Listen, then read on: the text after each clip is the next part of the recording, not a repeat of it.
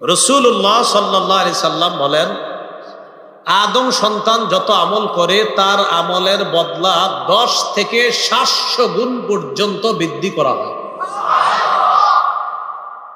আল্লাহ বলেন রোজা ছাড়া। কি ছাড়া?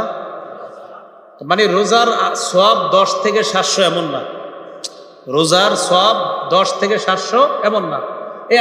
আমরা আমল করব, তো নবীজি বলেন তোমাদের এই আমল 10 থেকে 700 আল্লাহ চাইলে বাড়াবে, আরো বাড়াইতে পারে। কিন্তু আল্লাহ বলেন রোজার বিষয়টা এমন না। আল্লাহ বলেন রোজা এমন একটা বিষয়, ফাইন্নাহু লি ওয়া আনা আজিজি বিহি। রোজা আমার, রোজা মানুষ আমার জন্য রাখে, আমার খুশির জন্য রাখে, আমাকে খুশি করার জন্য রাখে। সামনে ইফতার, বান্দা খায় না, ঘরের ভিতরে যদি দরজা লাগিয়ে 1 গ্লাস পানি পান করে খাইতে পারে, বান্দা পান করে না। পানির নিচে ডুব দিয়ে যদি পানি পান করে, বান্দা পারে কিন্তু করে না।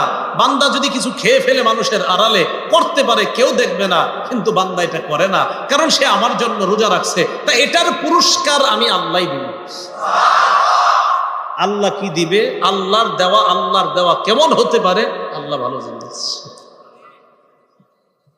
কিছু আমল নামা তো আল্লাহ লেখায়, রোজার ব্যাপারে আল্লাহ কয় আরে এটার পুরস্কার আমি দিব।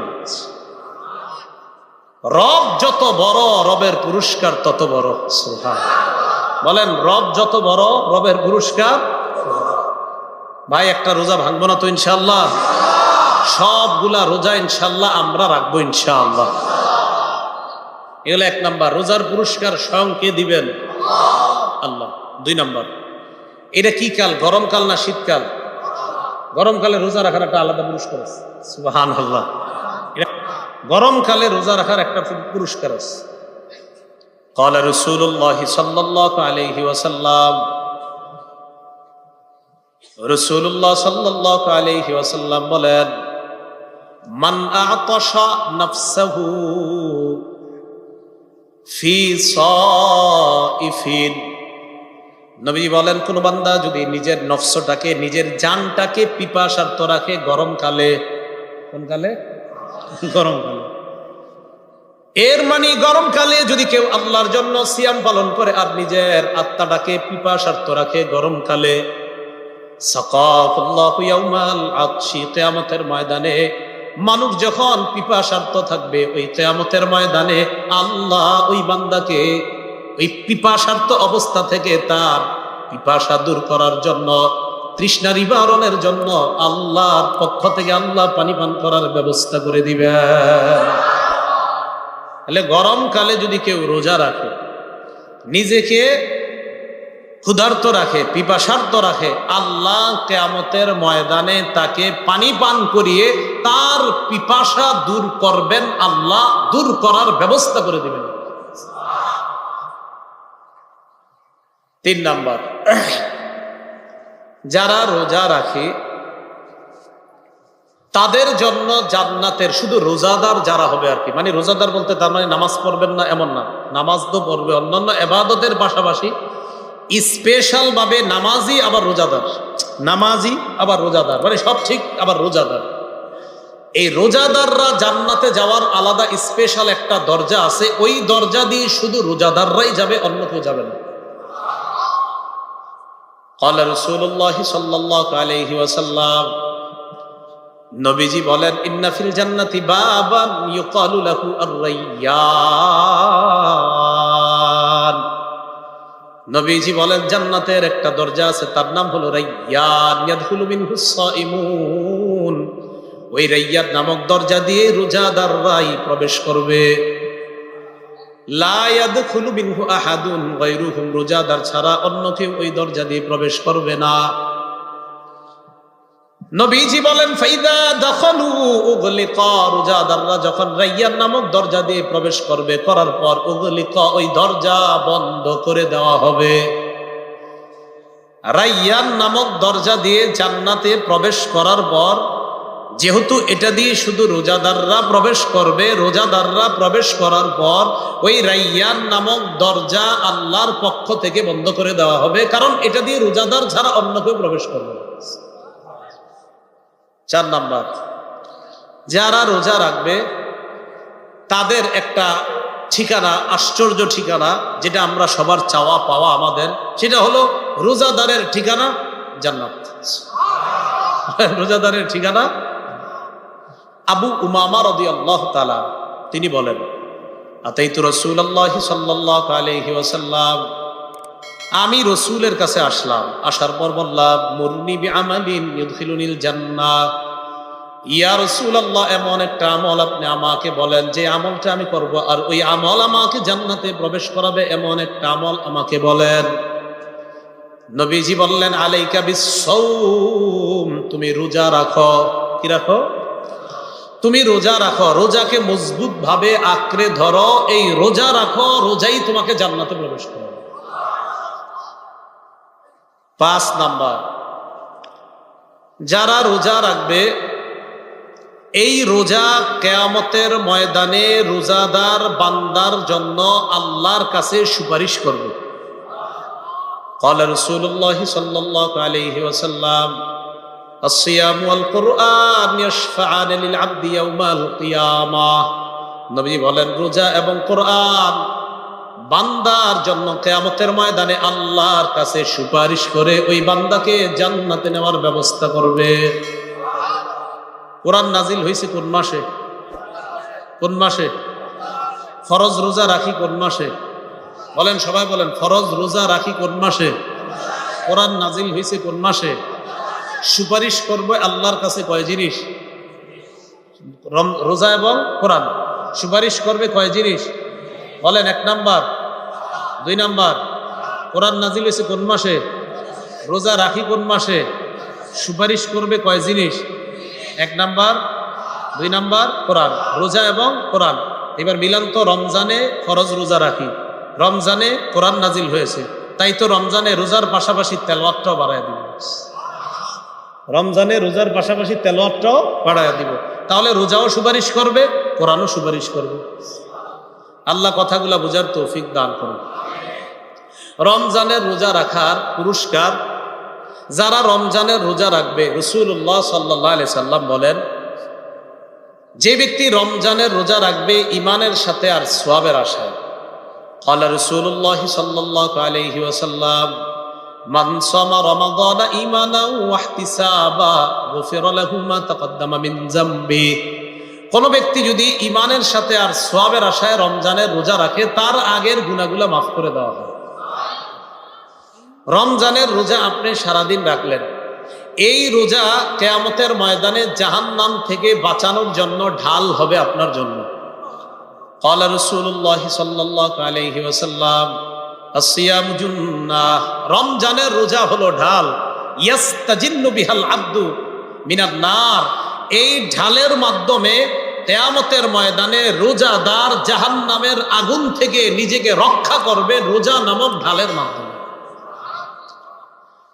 তো সারাদিন আপনারা রোজা রাখলেন, রোজা রাখার পর এরপর সারাদিন রোজা রেখে আমরা বিকালবেলা একটা কাজের মাধ্যমে আমাদের রোজাটাকে আমরা শেষ করি।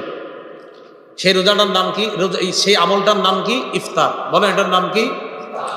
রাসূলুল্লাহ সাল্লাল্লাহু আলাইহি সাল্লাম বলেন, লিস-সাইমি ফারহাতান, রোজাদারের জন্য 2টা খুশির বিষয়।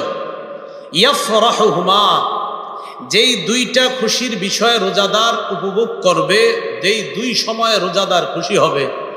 1 নাম্বার, ফরহাতুন ইনদা ফিত্রি, রোজাদার যখন ইফতার করবে তখন সে খুশি হবে। কেউ কেউ বলেন ঈদের আনন্দ করবে রোজাদার, এক খুশি। আরেকটা হলো ফরহাতুন ইনদা লিকাই রাব্বিহি, আল্লাহর সাথে যখন রোজাদার সাক্ষাৎ করবে তখন হবে তার চূড়ান্ত খুশি। তাহলে রোজাদারের চূড়ান্ত খুশি কার সাথে সাক্ষাৎ করবে? আল্লাহর সাথে। এই হলো ইফতার পর্যন্ত আমরা রোজার বিষয়ে জানলাম। এখন দেখেন, সাহারি খাই কোন অঙ্গ দিয়ে? জিহ্বা। জিহ্বা। বলেন, কি দিয়ে? ইফতার করি কি দিয়ে?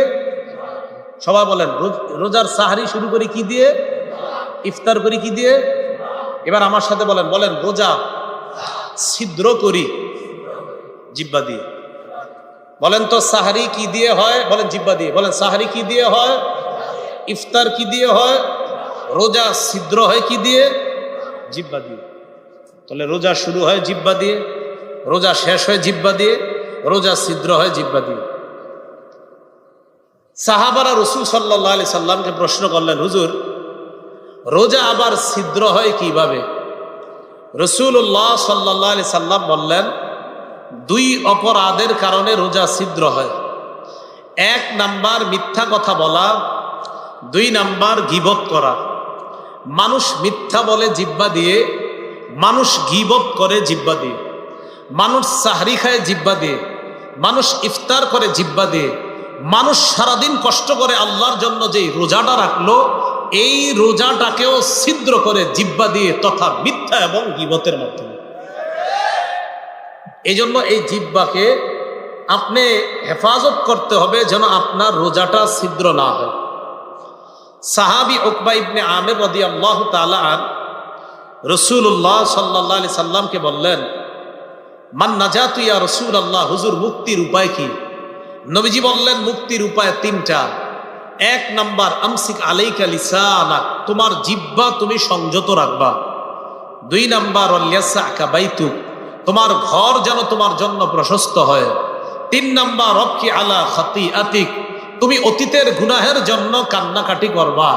এই তিনটা কাজ। এক নম্বরে বললেন তুমি জিহ্বা সংযত রাখবা, জিহ্বাকে গুনাহ থেকে তুমি হেফাজত করবা।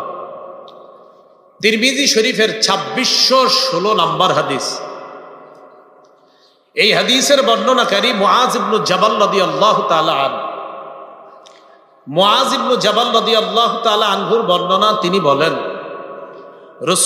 রাসূলুল্লাহ সাল্লাল্লাহু আলাইহি সাল্লাম বললেন, তা'বুদুল্লাহ লা তুশরিকু বিহি শাইআ। এক নাম্বার আল্লাহর ইবাদত করবা, শিরিক করবা না। দুই নাম্বার তুকিমুস সালাহ, নামাজ কায়েম করবা। তিন নাম্বার তুতিজ যাকাত, যাকাত আদায় করবা। চার নাম্বার তাসুমু রমাদান, রমজানের রোজা রাখবা। পাঁচ নাম্বার তাহজ্জুল বাইতা, হজ করবা। এই পাঁচটা বলার পর নবীজি বলেন, আলা আদুল্লুকা আলা আবওয়াবিল খাইর, আমি কি তোমাকে কল্যাণের দরজা সমূহের কথা বলবো না? আল্লাহ নবী বলেন কল্যাণের দরজা তিনটা। বলেন কল্যাণের দরজা কয়টা? এক নাম্বার সৌজুন্না, এক নাম্বার কল্যাণের দরজা হলো রোজা রাখা। দুই নাম্বার সাদাকা, সদকা করা। তিন নাম্বার সালাতুর রাজুলি মিন জাওফিল লাইল, রাতের বেলায় তাহাজ্জুদ নামাজ আদায় করা। কল্যাণের দরজা তিনটা। এক নাম্বার রোজা রাখা, দুই নাম্বার সদকা করা, তিন নাম্বার রাতের বেলা তাহাজ্জুদের নামাজ আদায় করা। এইবার রাসূল সাল্লাল্লাহু আলাইহি সাল্লাম বলেন, আলা উখবিরুকা বিরাসিল আমরি কুল্লিহি ওয়া আমুদিহি ওয়া দিরওয়াতি সানামি, আমি কি তোমাকে প্রতিটা জিনিসের মূল কোনটা এটা বলবো না? আমি কি তোমাকে খুঁটির কথা বলবো না? আর চূড়ান্ত শাখা কোনটা এটা বলবো না? রাসূলুল্লাহ সাল্লাল্লাহু আলাইহি সাল্লাম বলেন, রাসুল আমরি আল ইসলাম, প্রতিটা বিষয়ের মূলের নাম হলো ইসলাম। ওয়া আমুদুহু আস-সালাহ, খুঁটির নাম হলো নামাজ। ওয়া জিরওয়াতুস সানামিহি আল জিহাদ, চূড়ান্ত শাখার নাম হলো আল্লাহর রাস্তায় জিহাদ করা। আল্লাহর রাস্তায় কি করা?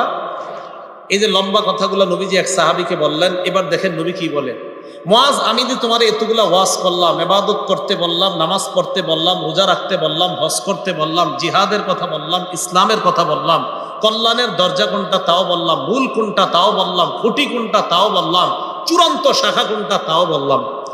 আলা আদুল্লুকা আলা মালাকি যালিকা কুল্লি, আমি কি তোমাকে এই সবগুলার সার নির্যাস কোনটা এটা বলবো না? সব ওয়াজ করার পরে নবী বলে সার নির্যাস কোনটা এটা কি বলবো না? তো মুআজ ইবনে জাবাল বলেন, জি হুজুর বলেন।